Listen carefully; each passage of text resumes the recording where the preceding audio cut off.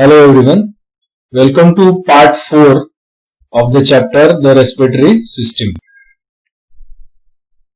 So in the part 3 we studied the capacities and the volumes of the lungs. This is a very important part.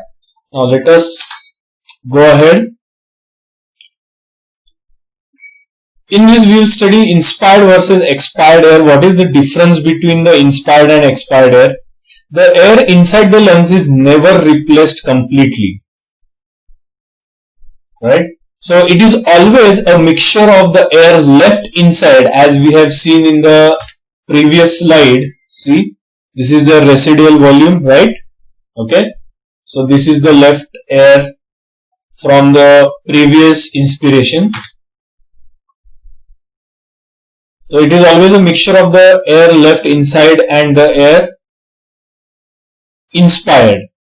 It gets better and worse with every inspiration and expiration. What I mean by that is, better meaning the new air comes in, and the worse meaning there is some left out air from the previous inspiration. So by every inspiration and expiration it gets better and worse, so to speak. Quality wise, the expired air differs from the inspired air in the following respects. Expired air contains less oxygen, it contains more carbon dioxide, but it contains some amount of oxygen. Remember that. It contains more water vapor, it is warmer or at the same temperature as that of the body, and it may contain some bacteria. So this table gives a quick glance at how much oxygen is there in inspired air. It is 20.96, roughly 21%, which is present in the atmospheric air. And in expired air, it is 16.4%. So roughly we use only 5% of the oxygen. So never think that expired air contains only carbon dioxide. It contains oxygen also. Carbon monoxide in the outside air, it is roughly 0.04%. But in expired air it is 4%. Nitrogen roughly remains same because it is unused. Water vapor, it is low. If the humidity is low in the outside air, in the atmosphere, then the water vapor content is low in inspired air, but it is high in the expired air. Dust particles, variable but usually present, that we all know due to pollution and dust particles when we inhale the air. They are trapped inside our nasal cavity. Expired air, very little if any, they are usually caught in the mucus. Temperature depends on the outside air temperature, but expired air is usually about 37 degrees Celsius, which is the body temperature. Why? Because it is warmed by the respiratory passages. Now, what is the effect of altitude on breathing? We all know that as we go higher up from the sea level, as we climb up, the air becomes thin and the oxygen level in the air goes on decreasing. A person may suffer from air sickness at about 4,500 meters from the sea level. Lack of oxygen may lead to dizziness, unsteady vision, loss of hearing, lack of muscular coordination, and even complete blackouts in certain cases. What is hypoxia and asphyxiation? Hypo means less or low. So hypoxia is the deficiency of oxygen reaching the tissues.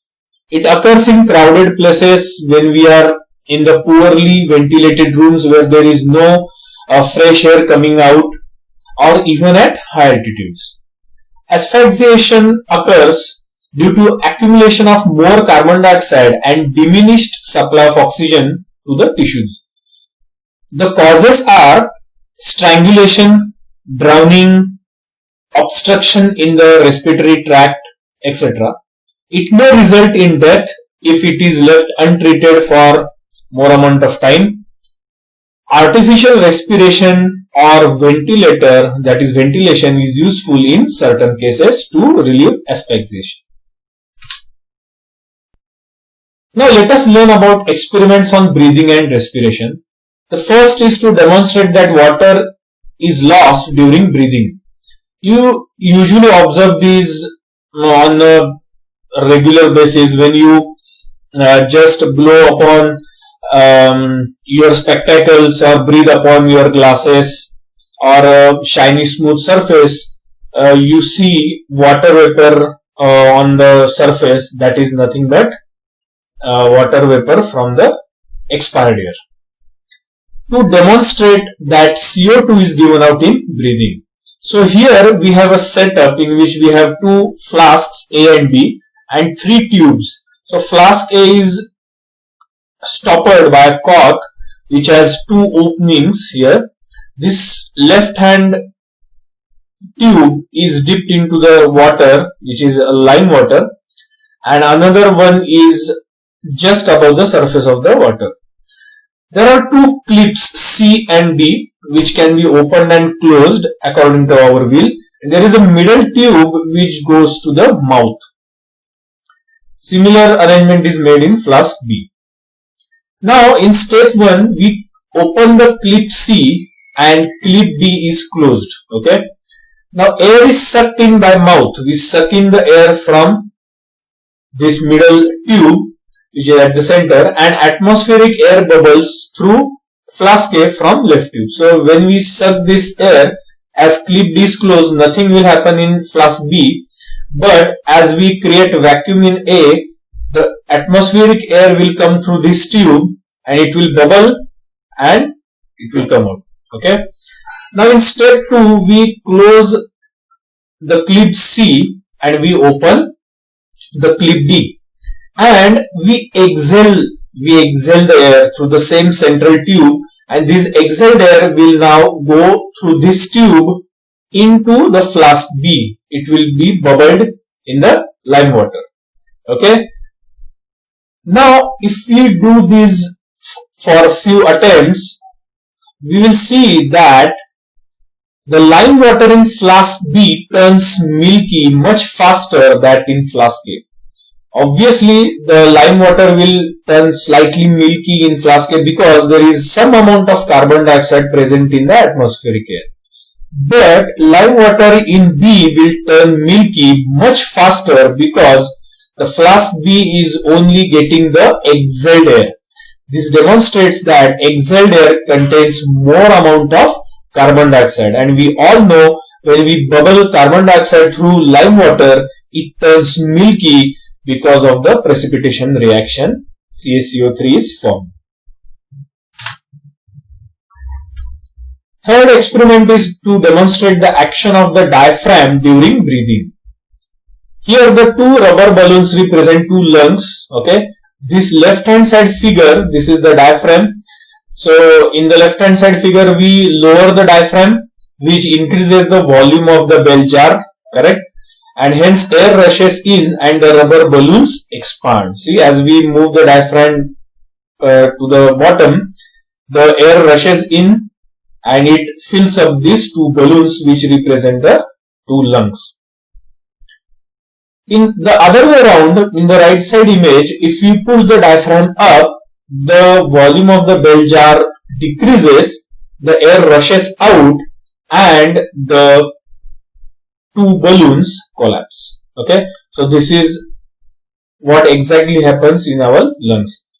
Don't take this word collapse literally, because our lungs never collapse, as we have seen before.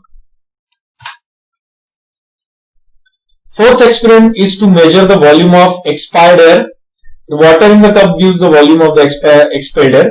What happens is, in a jar, it is stoppered. There are two tubes, as you can see. This is some water here. So if we exhale from this tube, the air will come in, it will push the water, and the same amount of water will come through this tube and will be collected in this cup. So if you measure the volume of this cup, it will give you the volume of air expelled. Now the fifth experiment is to show that oxygen is taken by living organisms during respiration. So there are two setups here. In setup A, we have a live cockroach kept inside a flask which is stoppered by a rubber cork.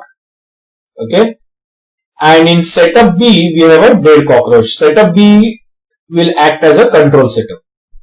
Now imagine that a candle is introduced in flask A and in flask B, correct?